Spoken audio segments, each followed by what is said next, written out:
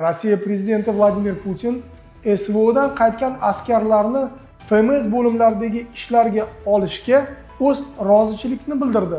Yekaterinburgda mehnat muhojirlariga hujjatlarni rasmiylashtiradigan ikkita tadbirkorni qo'lga olishdi. Piterda mushtlashgan 5 ta mehnat muhojir qo'lga olinishdi. Rossiyada 670 ming mehnat muhojir bez dokument yuribdi. Rasmiy ma'lumot: Sankt-Peterburg va Krasnoyarsk shaharlarida bez dokument turgan mehnat muhojirlarga nisbatan katta reydlar bo'lib o'tdi. O'zbekiston Ichki ishlar vazirligining xodimi Rossiyada yurgan mehnat muhojirlar haqida o'z fikrini bildirdi.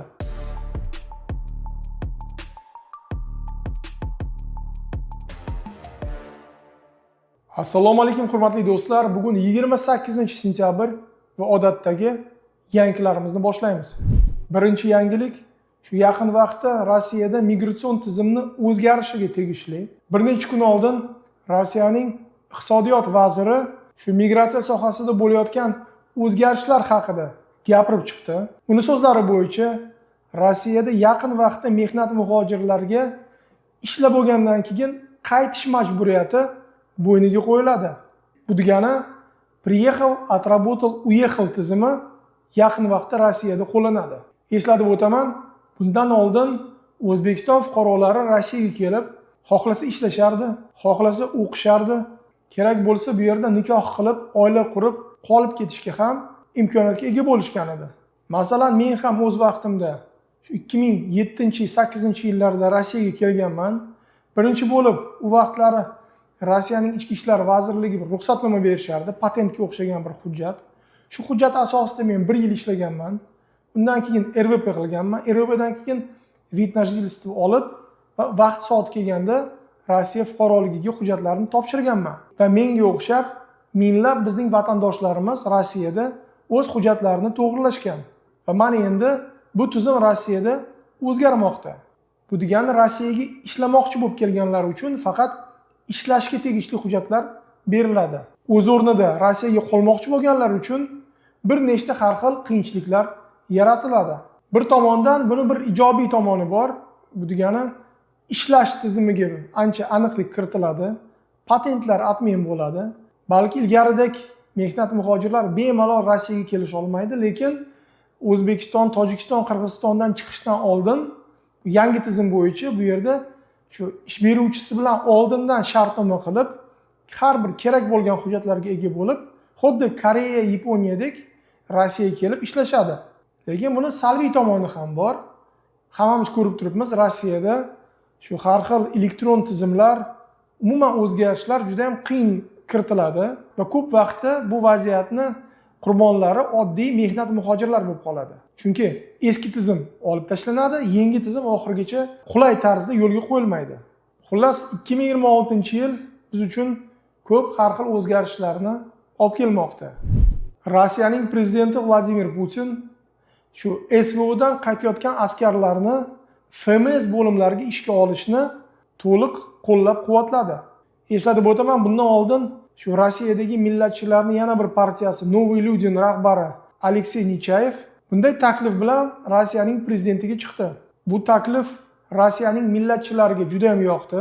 Men ham o'z o'rnimda bir taklif kiritmoqchiman. Mening fikrim bo'yicha shu SVOdan qaytgan askarlarni nafaqat shu FMS migratsiyaga qarshi, balki Rossiyaning korrupsiyaga qarshi bo'limlariga ham kiritish kerak. O'shanda mening fikrim bo'yicha Rossiya jamoatiga bunday harakatlar ko'proq foyda olib keltiradi. Siz nima deb o'ylaysiz? Kommentariyada yozinglar. Rossiyaning Sog'liqni saqlash vazirligi bir taklif bilan chiqdi. Bu taklifga binoan Rossiyaga kelayotgan mehnat muhojirlarga OMS polislari berilishi kerak. Bunga sabab bo'lganligi bu Rossiyaning kasalxonalariga shu bez dokument tushib qolgan mehnat muhojirlarining sonini ko'payishi. Hammamiz ko'rib turibmiz, shu 3 yil ichida mehnat muhojirlariga nisbatan ko'p qonunlar kiritilgan. Shu sabab ko'pchilik shu reyestrlarga tushib qoldi, bez dokument qolib ketishdi yoki выдворение deportatsiyadan qo'rqib Rossiyada bez registratsiya yurishibdi. Bu bizning vatandoshlarimiz baribir har xil vaziyatlarda kasalxonalarga murojaat qilishmoqda va ko'p holatlarda shu tibbiy xizmatlarga to'lashga mablag'lari yetarli emas. Va shu vaziyatlar bilan ko'p duch kelayotgan Sog'liqni saqlash vazirligi nihoyat Rossiyaning dumasiga shu OMS tartibiga mehnat muhojirlarini ham kiritishni taklif etishdi. Eslatib o'taman, biz bu g'oyalarni 2015-yilda o'z vaqtida kiritganmiz. Mana endi nihoyat 10 yil o'tib, Rossiyaning Sog'liqni saqlash vazirligi bu g'oyani ishga qo'ymoqda. Do'stlar, eslatib o'taman, agar siz Rossiyada og'ir vaziyatga tushib qolgan bo'lsangiz, siz Saxovat fondiga murojaat qilishingiz mumkin. Saxovat fondi bir necha yildan beri Rossiyada yurgan mehnat muhojirlarga yordam ko'rsatib kelmoqda. Agarda siz ham Saxovat fondiga yordam bermoqchi bo'lsangiz, uyga Mir privilegiya orqali pul yuboringlar. Pul yuborayotganingizda promokod o'zbek terishni unutmang. O'shanda sizga eng yaxshi kurs chiqadi va siz Saxovat fondiga yordam berasiz. Xo'sh, shu yerdan Mir privilegiyaga ссылка chiqadi. Yuklab olinglar va yaxshilikka ishlatinglar. Yekaterinburg shahrida FSB xodimlari mehnat muhojirlarga registratsiya, продление, трудовой договорlar qilayotgan shaxslarni qo'lga olishdi. Tergovning rasmiy ma'lumotlari bo'yicha bu shaxslar mehnat muhojirlarga 2020-yildan boshlab 24-yilgacha bunday xizmatlarni ko'rsatishgan. Qidiruv jarayonida bu shaxslarning xizmatlari bilan foydalangan mehnat muhojirlarining ro'yxati ham FSB xodimlarining qo'liga tushib qolgan. Afsuski, endi bu shaxslarga ham FSB xodimlari tomonidan har xil choralar ko'riladi. Shuning uchun do'stlar, har xil posrednik idoralari bilan ishlashdan boshingizni tortinglar. Bundan yaxshisi ish beruvchingiz yoki turayotgan joyingizdagi kvartirani xo'jayinlari bilan gaplashinglar va vaziyatni tushuntirib beringlar. 20-sentyabr kuni Piterda mushtlashgan 5 ta mehnat muhojir Piterning politsiya xodimlari tomonidan qo'lga olinishdi. Bunday harakatlarga asos bo'lganligi bu shu 23 yasharlik o'zbekistonlikdan tushgan ariza. Bu arizaga binoan uning vatandoshlari ko'chada uni to'xtatib urishgan. Shu zahot Piterning politsiyasi bu arizani qabul qilib, tezkor harakatlar natijasida 5 ta O'zbekiston, Tojikiston fuqarolarini qo'lga olishdi. Bu shaxslarga nisbatan jinoyat ishi qo'zg'atilgan va ariza bergan shaxslarga nisbatan ham migratsion tizimni buzganligi uchun ma'muriy protokollar tuzilgan. Shuning uchun do'stlar, yana bir marta aytaman, Rossiyada mushlashmanglar, urushmanglar, hamma joyda kameralar va hozir mehnat muhojirlarga bo'layotgan munosabatni o'zingizlar ko'rib turibsizlar. Piter va Krasnoyarsk shaharlarida katta reydlar bo'lib o'tdi. Piterdagi Shusharida joylashgan qurilish maydonida 300 tadan ko'p mehnat muhojirlarining hujjatlari tekshirildi.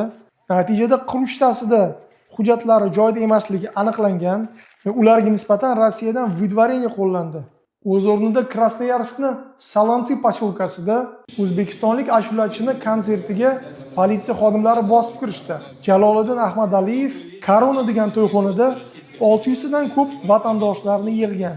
Bu yig'ilish haqida politsiya xodimlariga ma'lumotlar yetib kelgan va shu zahot ular reyd qilishni qaror qilishgan. Reyd natijasida 26 ta O'zbekiston fuqarosi politsiya bo'limiga dastavlen bo'lgan, 8 tasi vidvareniyaga bo'lishdi.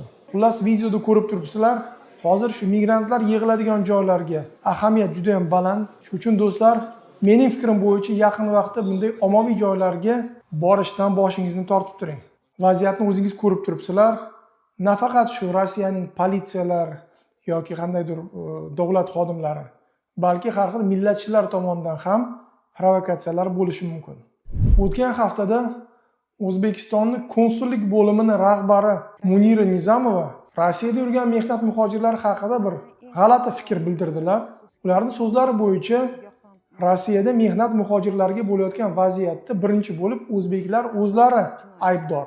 Bu opamizning so'zlari bo'yicha shu Rossiyada o'zbeklar ko'p har xil jinoyat harakatlarini sodir qilishmoqda. Narkotikga tegishli yoki zo'rlashga tegishli va aynan shu sabab Rossiyada mehnat muhojirlarga, aynan o'zbeklarga munosabat salbiy tomonga o'zgargan. Va bundan tashqari yana bir fikr bildirdilar. Shu mehnat muhojirlar vatanida o'zini bunday tutmaydi. Rossiyaga kelib, bu yerda nazorat yo'qmish.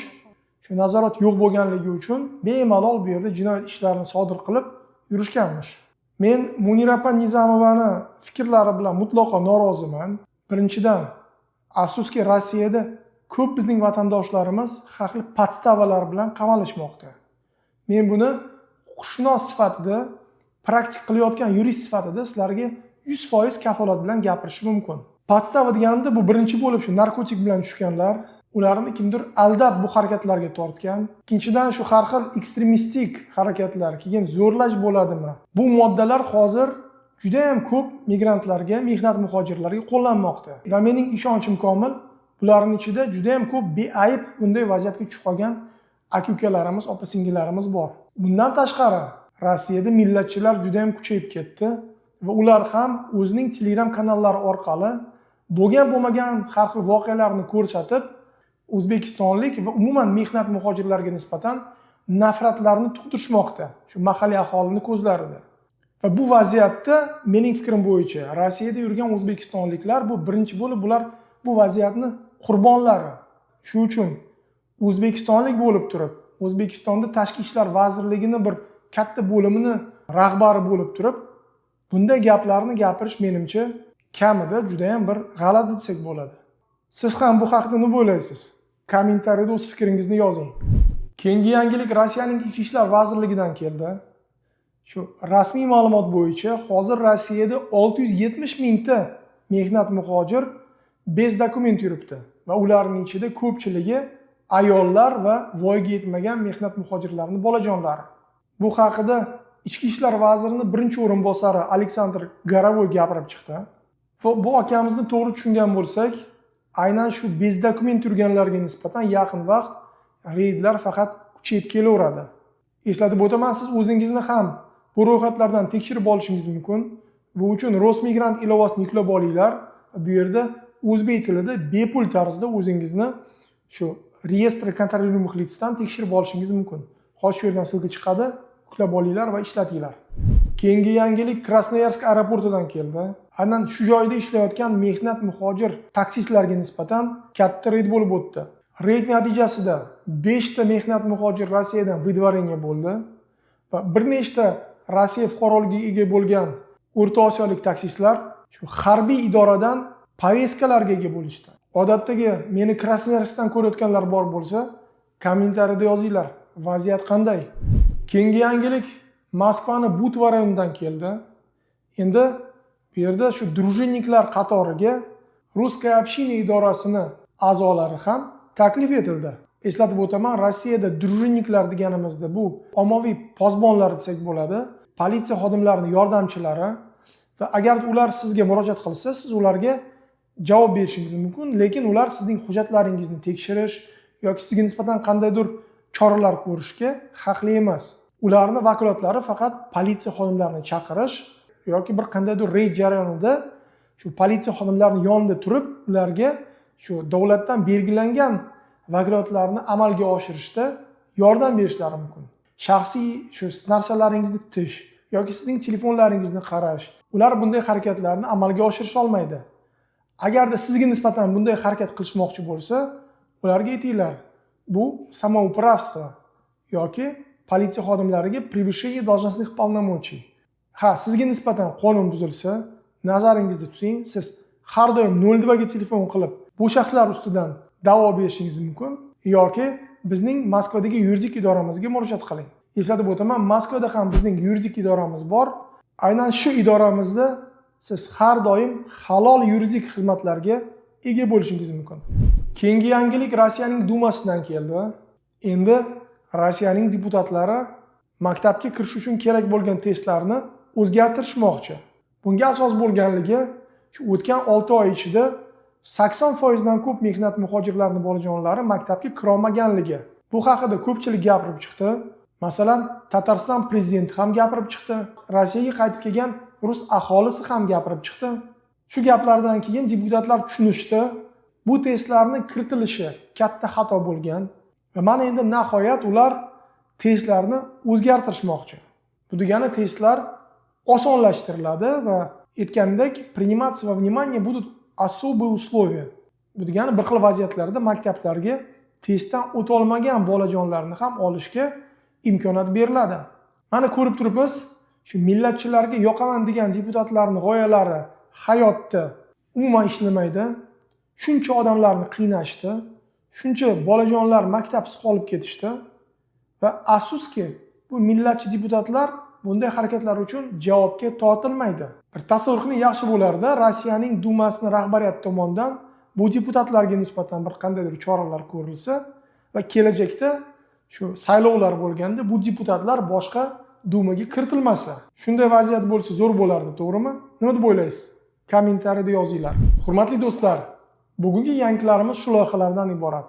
Sizdan iltimos, podpiska bosib qo'yishni unutmanglar va kommentariyada o'z fikringizni qoldiringlar. Biz imkon qadar ularga javob berishga harakat qilamiz. Sog' bo'linglar, hurmatli vatandoshlar.